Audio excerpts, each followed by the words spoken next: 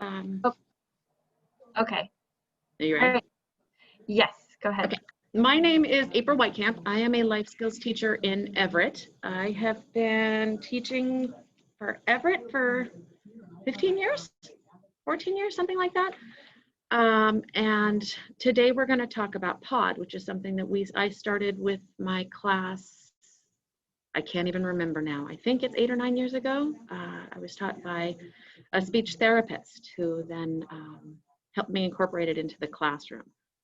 I would tell you a little more about my kids when we get there, but we're going to start with just this. And if you have questions along the way, don't worry about interrupting. I don't mind at all.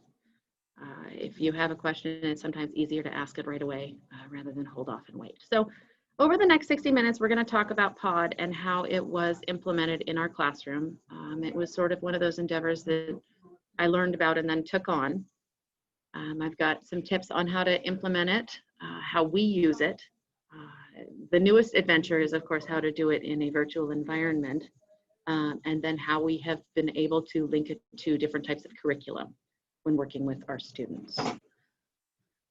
So here it is. Yes, so for the past 9 or so years, we have been using PODD in our classroom. We have anywhere from 7 to 10 students. Myself and the 2 classroom paraeducators have remained the same over that time period. We have had different one-on-one paras who have come in. We've also had additional students. We also teach our related services staff. So not only do the paras and myself use PODD, but our OTPT, our retired SLP was the one who taught it to me, but the one that we got when she retired has had a very steep learning curve to come in and start using it in the classroom as well. And the thing that I can tell you is when you walk in, you get a PODD. Whether you have a communication system yet or not, it's where we start. If for only modeling purposes, that's okay. If you have an iPad or a NovaChat, you still have a PODD, simply because tech can die, and tech can be very disruptive depending upon how the students are using it. So we like them to have a voice at all times. We just want to make sure they have something that they can use. So I'm going to show you, I have student PODDs, and this is probably, I don't know, the 5th evolution of what the PODD looks like. And we assign these not dependent upon the student's disability, but just because this is what we like to use for the kids. Ours are a standard 20. We found, and if you're familiar with PODD at all, oh, I forgot to ask that question. Has anyone seen PODD? You can speak up if you have. If you're unfamiliar, I can do a quick rundown of it. April, I think a quick rundown would be great. Okay, so PODD stands for Pragmatic Organized Dynamic Display, and this was a program that was designed out of New Zealand. It is something that was originally designed for children who had cerebral palsy. We saw it implemented by our speech therapist years ago and then watched her do it in the classroom. It has, it's got a kind of branching system. So think of it as a file system, if you're familiar with high-tech AAC, that you navigate in a low-tech manner. So it looks like a binder. Mine looks like a binder. This is an actual spiral bound. You've got 2 pages of quick words. These are just quick messages. Can I play? Buzz off. I understand. Leave me alone. And then if you go past those first 2 pages, you're going to get to what's called a pragmatic branching page. And up in the corner, I don't know if you guys can even see these, you have little color-coded numbers. This is their navigational system. It is a partner-assisted scan, which means that the student is not having to do the navigation. They're not having to turn the pages. That's something that the adult does. Our hope is that the children will point to the words, but at this point, if they don't, that's okay also. We turn the pages and navigate with them. It may be that they are not going to do a lot of commenting or communicating. We still use it with every child to contingent comment, to make statements about what's going on with them as a way to model that language in the classroom at all times. I also have what's called a group PODD, and this is the one that I use when I'm doing instruction. So this is mine. It goes where I go. So if I'm doing work at home for the day, this goes in my box of stuff I carry back and forth. It was a very big crisis when I forgot it. And it's ever evolving in terms of even what it will look like. Because what we have now is not what we started with, as this slide says. So it started with our speech therapist, the astounding and phenomenal Barb Lark, for those of you who've been around SETC before. She started by coming in, and she would embed for speech in the classroom. So it wasn't in isolation, it was within the classroom. And she would take the topics and the things that we were working on, and she would do contingent comments. So she would sit next to this child who she was doing speech with, and whatever our lesson was at the time, she would comment on it or navigate to those pages and allow the kids to see what they had to say. And there was a lot of the anticipated weight built into what she was doing. And it became such a tremendous thing for me to see those little bits of what the kids were doing at that time that we decided to implement it as a whole class, which seemed really, really daunting. But we decided to do it anyway. And we used lift time, the learning improvement, and ours is lift because it's on Fridays. Learning improvement time on Fridays, and our speech therapist would come in, and she had books, and we had a safe place to practice how to use it. Because one of the fears that I know many people have is you look like you bumble or you fumble and you don't really know what you're doing. And we learned a couple of things. That's okay. It's never going to look perfect, and part of this process is learning it as you go and learning it with the kids. The rest of it is it's, you know, the kids, they don't want to see perfection. They want to see how it works, and they want to see it live and as a part of what they're doing. So lift time gave us time to learn about it, how it worked, and then build the books in our spare time, which is really a kind of a funny thought right now. And then everything changed over time. How we used it changed. How we even use it today has changed, but it's still PODD, and it's still such a tremendous part of what we do. I had this funny story a couple of years ago before I did one of the classes for SETC. I had a nightmare the night before. You know how teachers have those vivid dreams before they're nervous about something, and I dreamt that there was an actual live presentation happening here in the classroom. My classroom looked great in the nightmare. But what had happened is people thought it would be really cool to take pages from my PODD and put them around the classroom for during the presentation. And I remember having a full-on panic and having to stop so I could put it back together, because without having it, I wasn't sure I could do my job. So it kind of is telling about how I feel about having it and making sure that it's available for me. And the bonus of using lift time, I'm looking at my notes at the bottom here, is we actually could apply for clock hours through our school district. So as a team, it was a tremendous thing to do. If you're working on C8 for your TPEP, we're in the Danielson for TPEP, but if you're looking at a collaboration, it's a tremendous thing to do for collaboration time, because it also qualifies for your TPEP. You can actually pick something big like this and make it a whole goal for yourself for, say, the year, and work at it as a team, and then see where you want to implement it for a small group or a whole group activity, so you can kind of gauge your progress for that one. I have not, Sari, been able to look at the questions in the chat, so if you want to let me know if anybody has any. Here they are. Oh, sorry. I'll talk louder. Okay, so things to keep in mind. Printing does become an issue. We had a dedicated printer that was donated, and then we got a grant for ink in order to start printing. And we did it in our own spare time, and then we paid for laminate out of our classroom budget to get started on the books. And that was for mine as well. But once it was printed, I put it together and had to figure out how to make it work. Simply because part of that is the ownership of it. If you really want to invest in it, you're going to have to put forth some time. Having something handed to you that you're not ready to invest in makes it much more difficult to, I guess, buy into the process a bit. I constantly rethink how I use mine, where I need to use it, and what I need to do more of with it. So that's one of the things to keep in mind. It's never all done. You've never gotten everything you can out of it, and there's always a new way to navigate and do things with it. So when I started, I was really, really nervous about how it was going to go, and I decided I was going to pick one thing a day that I was going to do with it. First was introducing a lesson.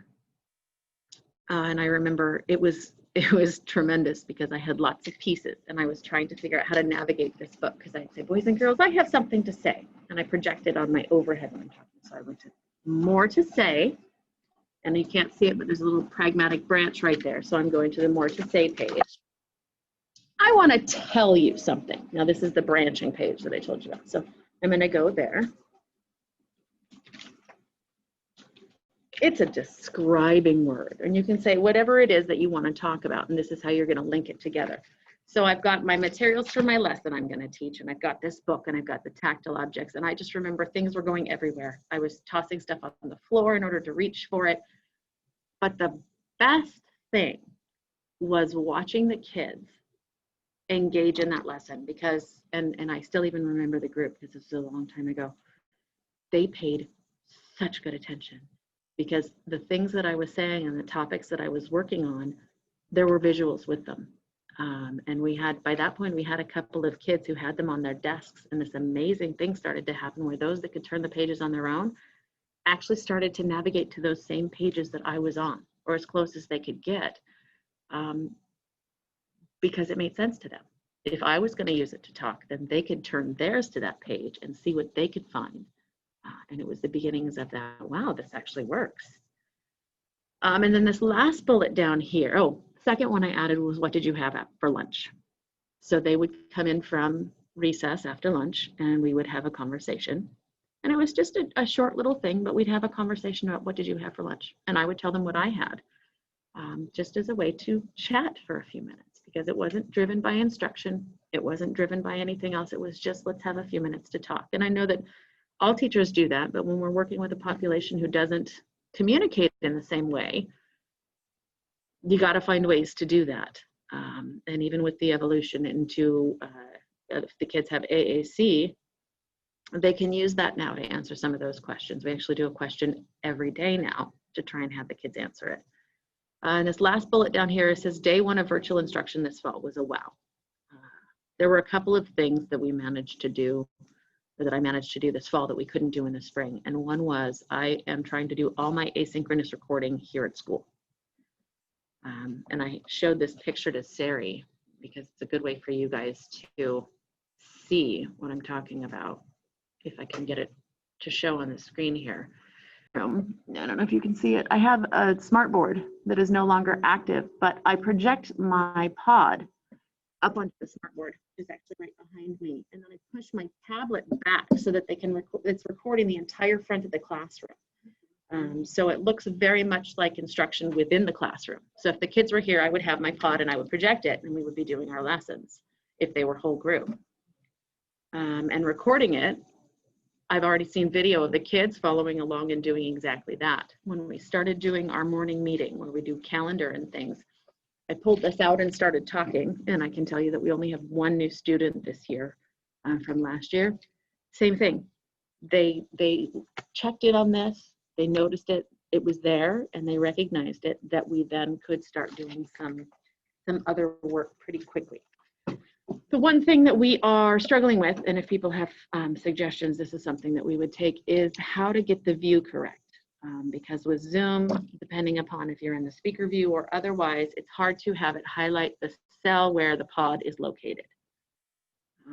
I considered recording that part separately, but trying to run that at the same time as a live session, I'm not certain is possible. So something to keep in mind when you're looking at a whole group type lesson.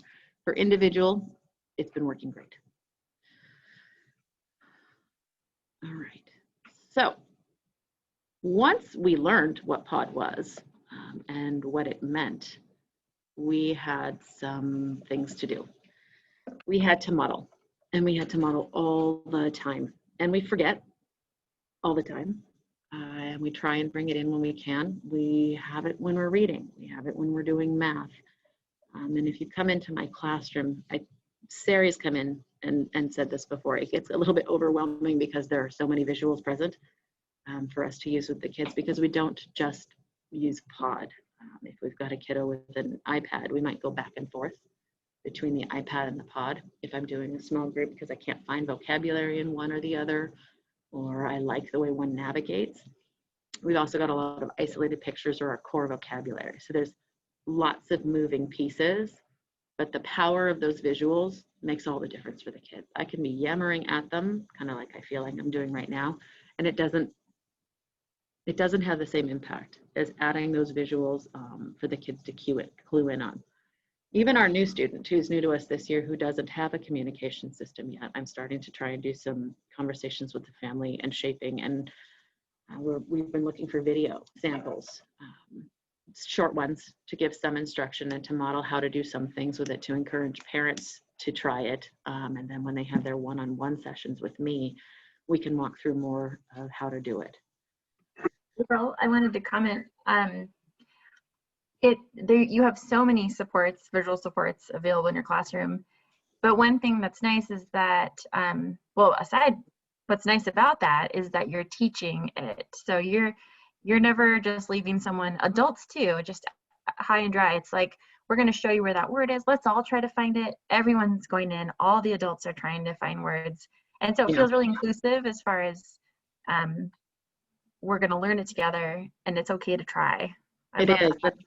That's actually that second bullet point that I was about to go to. So what happens is, especially if you're going to try something new, and to look at this giant book, it looks very daunting. I mean, if somebody handed this to you and said, okay, go. Yeah, right. Okay, I have enough in my brain. But what happens is if one person starts to take a look at it and starts to do something with it, and you see some little successes, it becomes safe for everybody else to try. It becomes safe for the staff to try. It becomes safe for the kids to try. And there are some things about PODD. They say don't actively teach navigation. I don't always do everything exactly like they say. I'm trying to make it the best I can for a public school setting. And communication is such a part of what they do, of what we need for the kids in every environment, that I feel like if we're not trying to do it, we're doing the kids a disservice. And that's been the major bonus, is that because we all operate in that way, everybody that's come on board, whether it be a new para for the class, a one-on-one, they all saw the power in what we were doing with the modeling and the use of it pretty rapidly. That multiple people have come and gone and learned PODD in the process. I remember I had a student teacher a few years ago who said, I think I could use this with EL kids if I end up in gen ed. She took it home and made her boyfriend practice with her for the weekend. It becomes something that is just a tremendous tool. And that's actually something that we tell parents to do, or staff to do, when you're trying to become familiar with something, is to take it home and to play with it. Try and, pick a novel message that you want to say to someone and see if you can navigate through how to do it. Because the thing is it's never wrong. If you can't find it, you just got to try again. And everybody in the classroom is really used to going, I can't figure out where it is. And we all talk as we're going. One of my parents is over here smiling and nodding her head as she's listening. We do. If you can't find it, you ask someone else, or you try a different method to find that same vocabulary, because everybody's going to do it a little differently, and all of it's valid. The navigation is valid, the practice is valid, and it's so tremendous, such a tremendous tool for the kids. Yeah, so the contingent comments, the one-on-one was the place it started, and then there have been so many wonderful things over time that happened. And yeah, I was terrified the first time I did it, and I wasn't sure it worked, and sometimes it's just not a good day, and things don't go the way I want, but I reflect on it and go back and try again. All right. So how and what we model. Contingent comments. Does everybody know what those are? I've been using that phrase quite a bit, and I'm not certain if people are familiar with it. I think you can explain it, April. Okay. So one of the things, and this is one of my the most powerful, is we were doing a unit on community. And I had a student who books were his thing. It was just what he did. And so he thought the PODD was the best thing ever because it was full of pictures. And sometimes he would try and navigate through just to have us label all the pictures.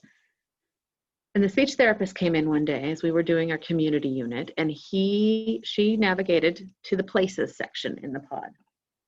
And when she got there, he got very, very insistent with her. And he wasn't loud. He was just sitting with her doing his work. He was in the places section, and I remember the speech therapist, Barb, got so excited because he kept emphasizing something. He kept talking about it. And she called me over when it was done, and mine doesn't have, actually it was. It had fast food restaurants, and then his also had some grocery stores, and he was so excited that there was a Burger King, that they had like a 4 or 5 minute conversation about Burger King. Now, that's not actually the complete content of what we were doing, but what a tremendously powerful thing that this young man, when we were talking about community and places we go, could have a conversation with the speech therapist about how he loved Burger King, and that was a place he liked to have his mom take him. Okay, that's just like, you know, any of our neurotypical kids telling you something in the primary grades, you know, my daddy drives a big truck. Well, that's still something powerful and wonderful for the kids to say, and not something that our students always get to do. So that's a perfect contingent comment, because it went along with our curriculum. It went along with what we were doing. It was a sidebar, but those sidebars are sometimes the best.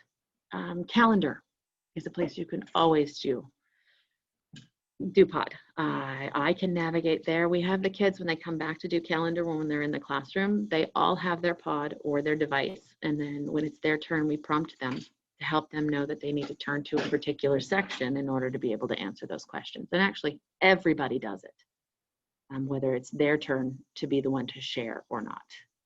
And we will always read what they say out loud. Student behavior, noises and emotions. This is a good one. And Sari, I always love that conversation that you had, or that observation you had the time you were in with my young lady. Yeah, I know what you mean. Mm-hmm. She, when she gets sad, it's a very extreme sad. There's a lot of big sounds that come out. And she was having a moment one day, and I said, it looks like you have something to say. And I went to more to say. And then I went to, I think something's wrong. It looks to me like something is wrong. And I went to something's wrong, and I said, I think you look a little bit angry. It looks to me like you're mad. And it was so funny because I was about a third of the way into this sentence with her, and this was my interpretation. So I said, I think that you look like you're feeling angry. And she stopped and she looked at me and she said, sad. I said, oh, you're telling me that you're sad? I didn't know that was sad. Thank you for telling me. Her behavior went from here to here. The minute I was able to let her use me navigating with her to tell me that she was upset, to just validate her feeling. That was huge. And I'm certain that those of you that are sitting there, you're going, yeah, I can see how that would work. And it was amazing to have that.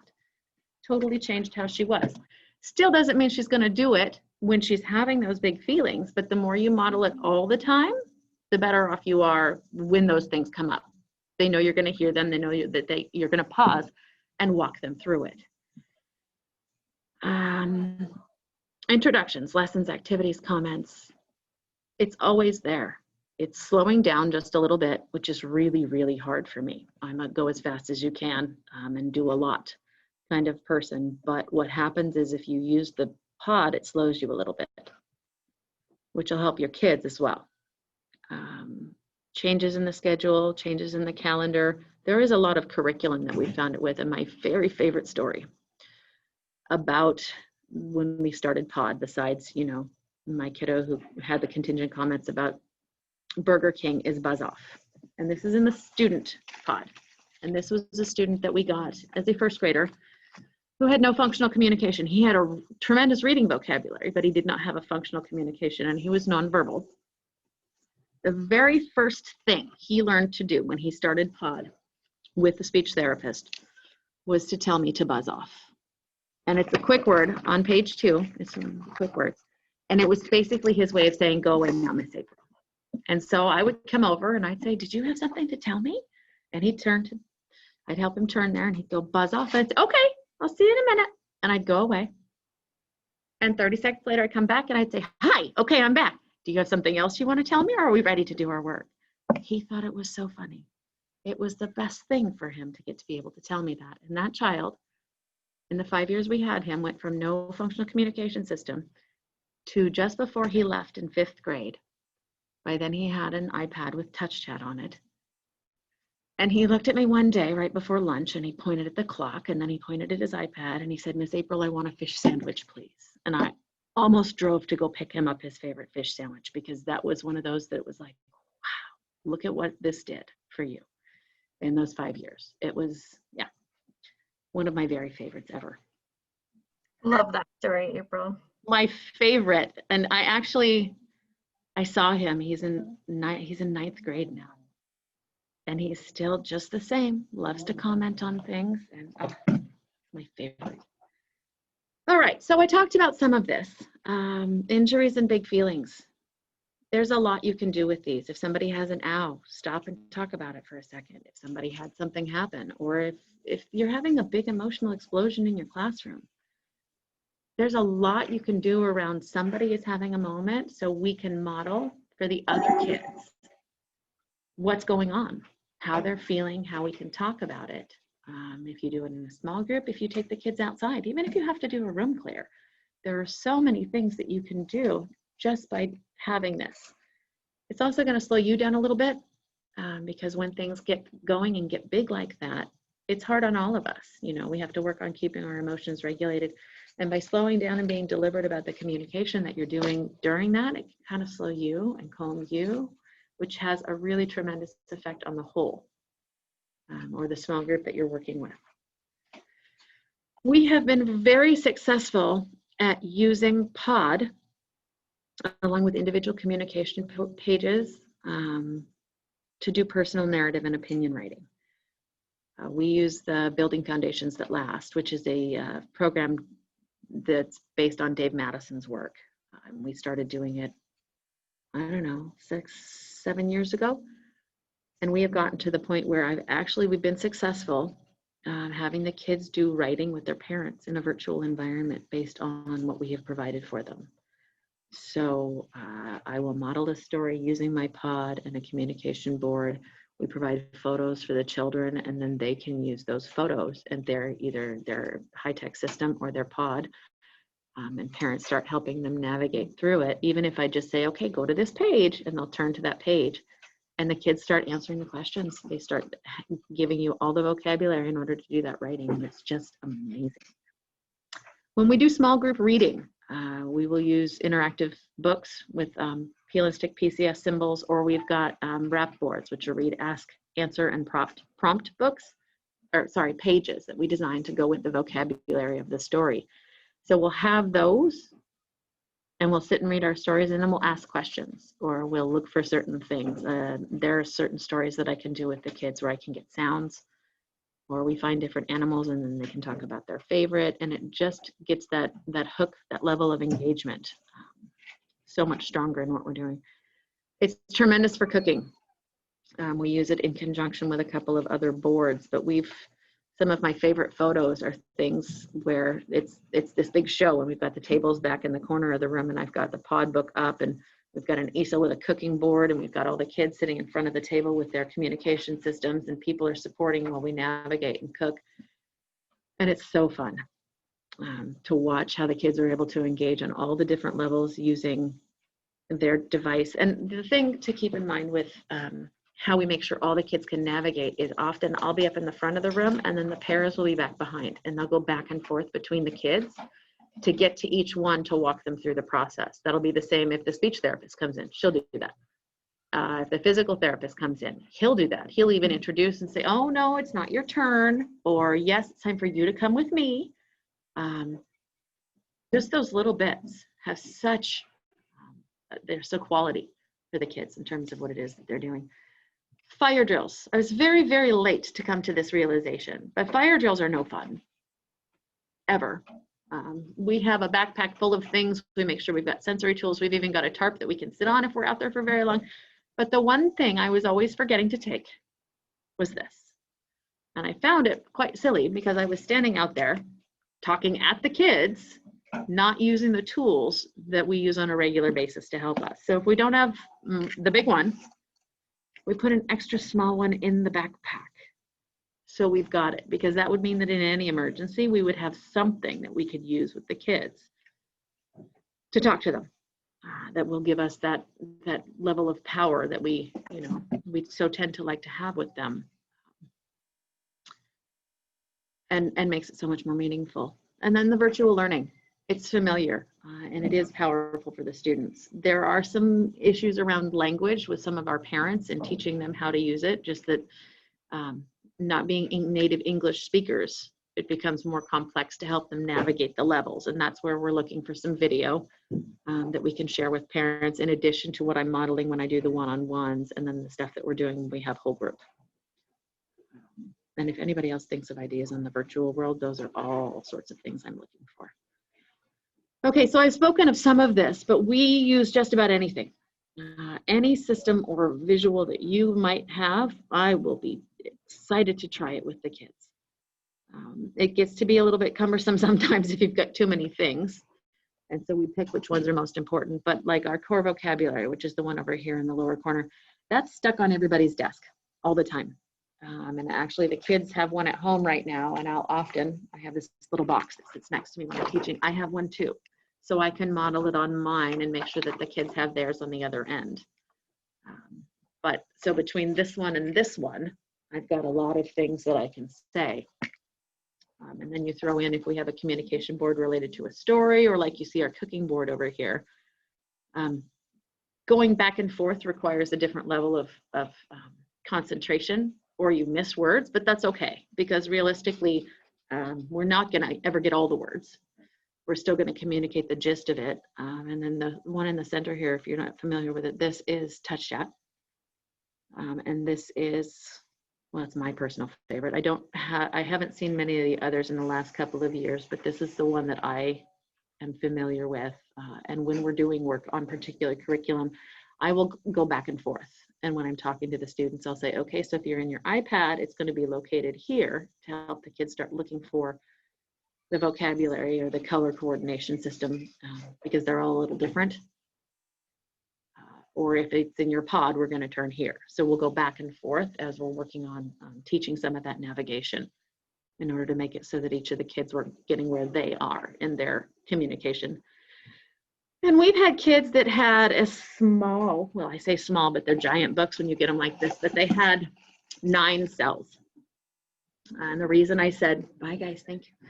The reason I said we get to 20 is we found as a team over time that 16 to 20 was the minimum we liked, not the kids, but we liked, in order to model for them the way that we wanted to, with all the different things that we do.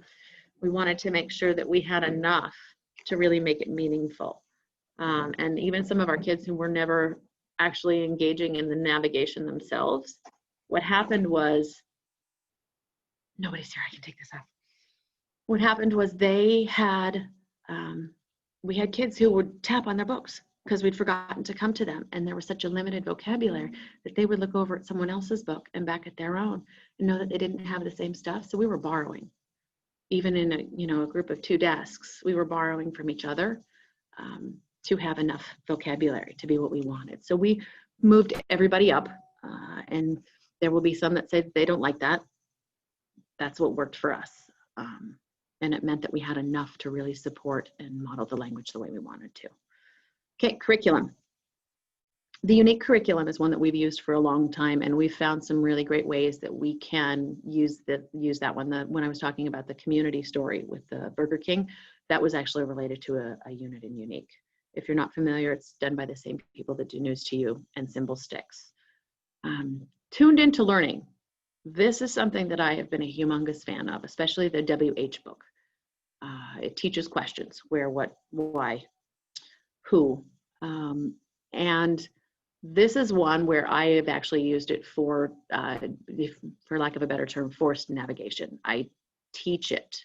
We'll play the song, and when it says who is in the bathtub, if you've seen it before, it's got color photos, and then it's got catchy music that goes with each one, and we would pause it right there, and every kid would practice with an adult within the classroom navigating to answer the question.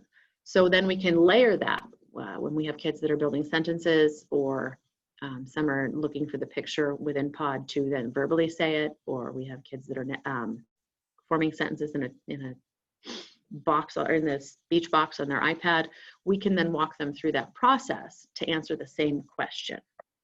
That's not actually how PODD likes to do it, but it's something that we found was very powerful. And it gave the kids some automatic ways to know how to find things, which then fell back to writing and some other components that we have because we highlight those questions. Math, describing pages, number pages, math pages, all of those have a ton of things that you can do with them. Because the describing section is so tremendously large when you get to it. And it gets a little confusing for people when they're looking at a PODD because you have all the tabs that you put on. But if I navigate and I say more to say, I want to tell you something. And that's my branching page. I could say I want to do an activity. I could use any of the different branches. But when I get back here, I'm going to go to describing words. And this is something to keep in mind. When you get to describing words, and on mine it's number 24, when you look at the tab, there are actually 7 pages of describing words because it's broken down into categories. So I've got colors and numbers and sizes and shapes and weather and textures and feelings. So it helps if you are slower, and I found this when I was talking to the parent just this last week. I'm pretty fast now with it, and I have to go at a different pace for new folks because they're looking for 24, but they're looking for it and they're not seeing all the tiered layers. So that's something I've had to work on. Literacy, opinions on books. I talked about that a little bit with our read, ask, answer, and prompt, as well as turning the pages, even just asking us to turn the page or find something different, or I don't like this one. These are all things that the kids can do. Do you like it? No. Okay, which kind of a book would you like to read? There's so much that you can use, and little things will appear as quite a bit of, it will appear to the kids that they've gotten a lot of power and negotiation in it, and that's really some of the biggest value, I think. Written expression, we talked about that. Our personal narrative writing just last year was when we started doing opinion writing. And I've also gotten a couple of kids now that are doing a beginning and end, so a 2-part story with 2 sentences. And that has been our biggest challenge to try and come up with how to do, but it's been really, really rewarding because the kiddos that I'm getting the most writing from right now, I have a group of 5th graders who have been with us since 1st grade. So they've been doing the writing the entire time they've been in our classroom. And I get a picture and some notes from a parent on how it went based on the generic boards and the communication system that they have. And I give them a couple of hints and then we talk through it when I do the one-on-one meetings with them, and it gets better. Every week, the writing that I've been getting from the kids is getting better and better. The vocabulary is there. There's less pause. The kids are navigating in their books. It's been my joy this fall to see how they're doing with it. Yeah, and so the opinion we started in a 2-part just prior to closure. So I'm going to try opinion starting again next week. 2-part writing is going to hold off for now because I think that's as much as parents can do with our current situation. Okay, so it's a lot of work. I'm not going to sugarcoat it for you. It's not an easy task. And like I said, we forget all the time. We fall into bad habits. I'll get lazy in my navigation and forget things. I was actually recording videos today as suggestions for parents, and it triggered some things in me that I need to remember to do. So nobody's perfect, but we're trying, and we're making it a part of what we do every day, which I think makes a difference. And like I said, it doesn't look, this would not be considered a PODD because it's on a binder. Investing the time in building a new one is not something that I have in me right now. I will say that. My goal is to have it much more like this one. And we found that this is the most successful. We put beads on them for the kids. It helps us know which one is which. It's also a nice fidget so that the kids aren't messing with the binding as much. And we just use a piece of PVC pipe on each end, and that will support it so that it can hang, because then it becomes very easy for the kids to just put it on their shoulder, and they can take it with them when they're going somewhere. They get dog-eared and beaten up over time. That just means they're loved. That means that we're using them for their intended purpose, and I I've replaced some of my pages, I don't know, a dozen times. I've stepped on mine. It's been loved hard over the years. I will show you this, because the other thing with the PODD book, and it's a tremendous tool, is if you can't find a picture or you have something that you want to have in a location, you just add it. I don't know if you can see all this. This is the back of my actions page, my verbs. And we spend a lot of time talking about verbs because they're harder than nouns to do. So I just draw them on. And you don't have to be any tremendous artist. You just add what you need where it is. And it's funny because I'll go through the book at times and I'll find the same picture in like 3 different locations because I navigated it differently each time. That's cool. It's, you know, it helps for a different navigator or a different user to find it in the way that they would think. Because, you know, we all have our filing systems for how we do things in our brain. And if ours aren't different than the kids, adding those pictures is, in all the different places that they might look for them is very important. Like I said here, it's evolved into the best setup for us. So it's not PODD, it's PODD-esque, but I still think it's been of the utmost value for us. And in the real world of our classroom, it means that instruction is not always as it should be, but we're trying and our kids are learning. And there is no data, the way that there are a lot of data programs out there that say this is the way you should be teaching the kids, this is what you should be using. But we've seen it with our students, and we've had tremendous success stories, and we've seen those aha moments with so many of the students over the years that whether it's got the foundational data that some push for, it's been enough for us to see that it's not something that we can do without anymore. We do send the PODDs on with our students when they go to middle school.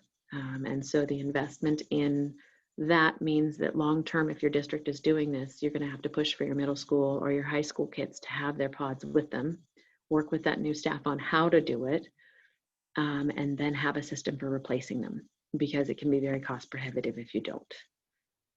We've had a few instances in which it didn't make it to where it was supposed to go, and it was a source of frustration. But then for others, it's been very, very meaningful because they'll take them with them, and the staff at the new school will see what they're able to do, and they're like, "Wow, okay." And we've actually had one-on-ones and then classroom pairs or myself go up and model for the middle school how and when we use it, so that it happens there too. If we're working on a communication system for that many years, we don't want it to stop just because they went to a new building. And we've actually had a couple of opportunities to do training for the district as well, in hopes that it becomes more useful and utilized. Now, parent participation at home and communication for them at home. And it's different because we all know that our kids have their own way of communicating with their parents in the home, but especially now with the level of parent involvement in learning, we're seeing that when we're adding this additional level of vocabulary and these additional learning tools, making sure that we're providing for the parents ways to navigate it and some understanding around how to use it is very important. I've always talked to the parents and modeled some at conferences during IEP meetings, but I think having it in the home has made a difference this fall. We don't usually send it home for everyone just because remaking them all the time is a little daunting, but you know, new life means we had to try some new things, and so far we're pleased with how it's going. Next slide. Be creative in how you outsource this. Like I said, somebody gave us an old color printer and we bought some ink, and then we paid for the laminate in our spare time. We had a parent back then who taught at one of the high schools, and she was running a leadership class and had high school kids who needed volunteer hours for the class. They cut all the laminated pages for us. The comb bindings that you saw, we did at FedEx Kinko's, and we worked it through with them because the first couple didn't turn out very well, and so we had some conversations about making sure that it was done correctly.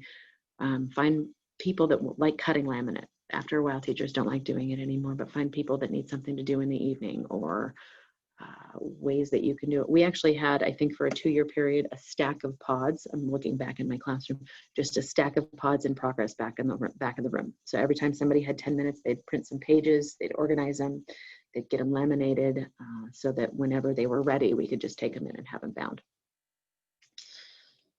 And it does really, really make a difference. I get really weepy when I start talking about this. Communication won't happen in isolation.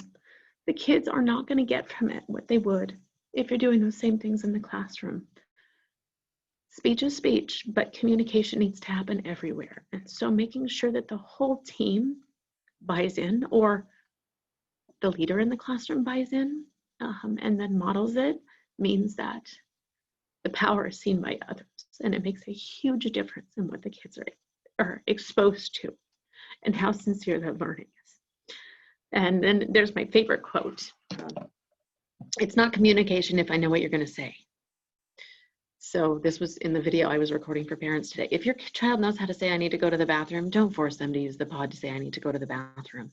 Use the PODD for new and novel messages. Use the PODD for support. Use it for different kinds of language. But giving them the tool and modeling it. Look at all the great stories that we have of the things that the kids have done. So, sorry. Okay. Yes. Here's, I should have listed a couple others because I was actually looking at this today. Rachel Langley has some information on how she experienced PODD in the classroom. If you are not familiar with We Teach PODD, they're on Facebook and they have a ton of YouTube videos. They're another great place to go and watch. It's a family, and they use different kinds in different ways. There are books for kids who have cortical visual impairments, and there are alternative access methods if you've got kiddos that aren't going to point. Some of those videos they're great resources in terms of seeing what else is out there and how much it works for everyone. So Thank you, April. Sorry, I got a little weepy there. No, that's just, you are amazing and you love your students, and it really shows. So thank you so much for sharing that with everyone. I'm gonna we can turn off the stop share.